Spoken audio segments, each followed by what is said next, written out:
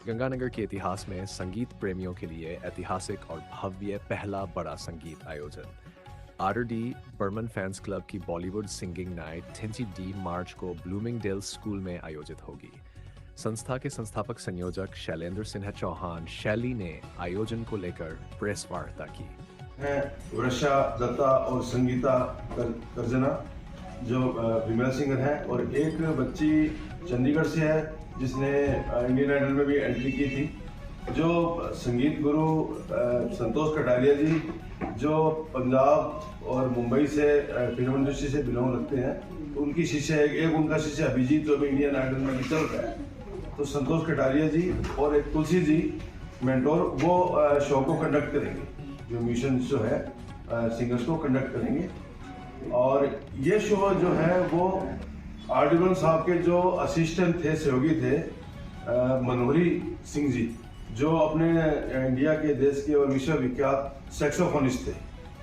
Saxophone जो है वो कई स्केल के होते हैं, लेकिन जो अल्टो सैक्सोफोन के वो मास्टर आदमी थे, प्लस वो अरेंजर थे आरडी बर्मन की पहली फिल्म से अंतिम फिल्म तक। तो उनका बहुत बड़ा योगदान रहा फिल्म इंडस्ट्री में। तो और साथ ही मैं आपको थोड़ी सी म्यूजिकल जानकारी देता हूँ कि कोई भी गाना बनता है उसमें 5 सेक्शन होते हैं। एक तो होता है वोकल का सेक्शन, एक होता है कॉर्ड सेक्शन स्वर का, और एक होता है रिदम सेक्शन जो थपथपा के जो साज बजाए जाते हैं, एक होता है स्ट्रिंग सेक्शन जो तार वाले इंस्ट्रूमेंट होते हैं, और एक होता है ब्रास सेक्शन जिसमें फूंक से बजाए जाते हैं, उसमें बांसुरी, सैक्सोफोन, ट्रम्पेट सब आ जाते हैं। तो ब्रास सेक्शन को इंट्रोड्यूस करने वाले आरडी बर्मन साहब ही थे।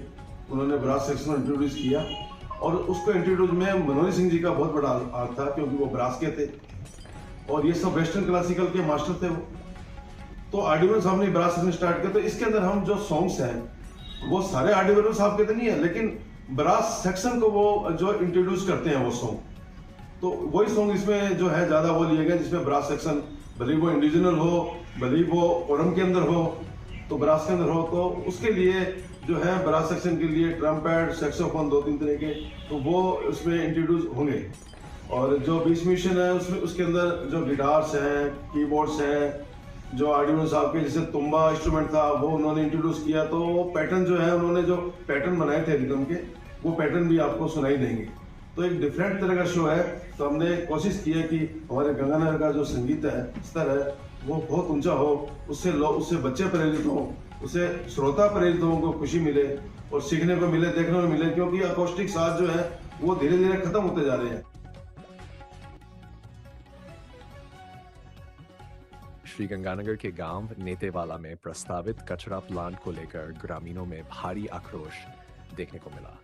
बड़ी संख्या में लोगों ने एकजुट होकर नगर परिषद के खिलाफ जोरदार विरोध प्रदर्शन किया और प्लांट को अन्यत्र स्थापित करने की मांग उठाई।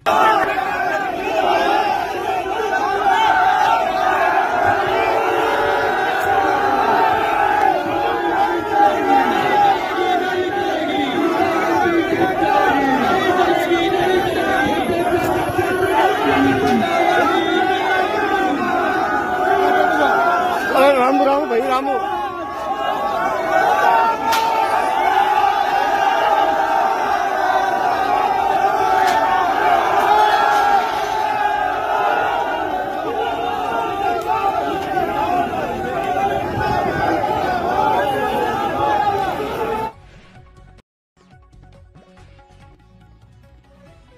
श्रीगंगानगर के नवनियुक्त पुलिस अधीक्षक हरिशंकर यादव ने पदभार ग्रहण करने के बाद मीडिया के साथ सकारात्मक और सहयोगात्मक तरीके से कार्य करने का भरोसा दिया। उन्होंने कहा कि पारदर्शिता और त्वरित सूचना साझा करना उनकी प्राथमिकता रहेगी। आमजन की समस्याओं के समाधान के साथ साथ मीडिया के साथ बेहतर समन्वय स्थापित कर कानून व्यवस्था को मजबूत बनाया जाएगा। काफी हद तक कंट्रोल किया गया है, तो मैं उम्मीद करता हूं कि आप लोगों के सहयोग से आपके द्वारा समय समय पर जो सुझाव भी दिए जाएंगे उनको भी हम लोग काफी हद तक इनकॉर्पोरेट करेंगे और शामिल करेंगे, और फिर हम लोग एक अच्छा एक्शन प्लान बनाएंगे और उसके बाद हम लोग अच्छे यहाँ लोगों को पुलिसिंग, विजुअल पुलिसिंग और जो ड्रग्स की जो न्यूसेंस है उसको हम खात्मे करने का प्रयास करेंगे। मेरी तरफ से अगेन आप सभी का स्वागत है, और मैं उम्मीद करता हूँ कि जैसे आप लोगों ने पहले सहयोग दिया है हम लोग ऐसे ही रखेंगे, और जो पुलिस पत्रकारों का जो संबंध है पॉजिटिव, वो ऐसा ही बना रहेगा।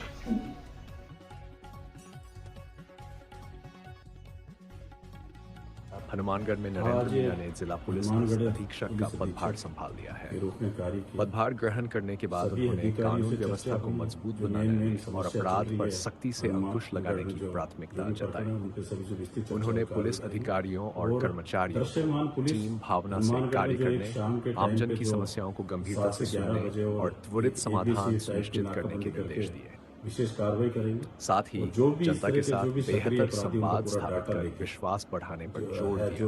उन्होंने कहा कि पारदर्शिता और तत्परता के साथ पुलिस कार्य करेगी ताकि जिले में शांति और सुरक्षा का माहौल बना है।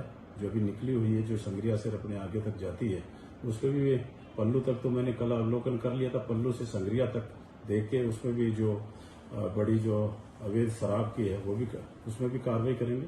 और पूरे जिला भ्रमण, जैसे 90% तो जिला मेरा देखा हुआ है अभी शहर का, और बस ये हनुमानगढ़ शहर और संग्रिया वाला का भ्रमण करके एक कार्य योजना बना के, और सभी नीचे से लेके ऊपर तक कंधा से कंधा मिलाकर हनुमानगढ़ पुलिस अच्छा कार्य करेगी। हादसे के ऊपर भी हम बिल्कुल जैसे भी जो भी है 10 साल का इनका रिकॉर्ड लेंगे, कार्रवाई करेंगे। कौन से क्षेत्र है इनको चिन्हित करके उनके खिलाफ जो भी इसमें चालान शुदा व्यक्ति है और भी विषय ध्यान रखें, उनके खिलाफ कार्रवाई करें। हाँ, ये भी मैंने देखा, बिल्कुल सही है। कल मैं पल्लू से रावत सर के बीच में आया, डायरेक्शन भी दिए। जो भी पिकअप टाइप है इसमें बिल्कुल तोड़ी करके देखता ही नहीं वो आता। तो कल भी मैंने डायरेक्शन धन्ना सर चौकी था वहां रुक के दिया और कार्रवाई के लिए दिए, क्योंकि रोडों पे लोगों का वो भी अतिक्रमण हटाएंगे। और 14 तारीख से एक विशेष अभियान भी चल रहा पुलिस मुख्यालय के डायरेक्शन में। तो कल मैंने लोकल एसएचओ और सीओ को जो भी इस तरह के पिकअप में तोड़ी भर के ला रहा, जिससे एक्सीडेंट बड़ी घटना होती है, उनके खिलाफ कार्रवाई करें। सर, जो वाहन है रात्रि के समय, उनमें 2 या 3 लाइटें जो सरकार से निर्धारित हैं, उसके अलावा भी 10-12 लाइटें आगे लगा रहे हैं। उनके खिलाफ भी अभियान चल रहा है। उसमें अलग अलग दे रखा, लाइट का है और लोड है, सवारी भरी, जो भी अभी अभियान चल रहा है पुलिस मुख्यालय के डायरेक्शन में 14 तारीख से, उसमें सभी में कार्रवाई करेंगे। Thank you.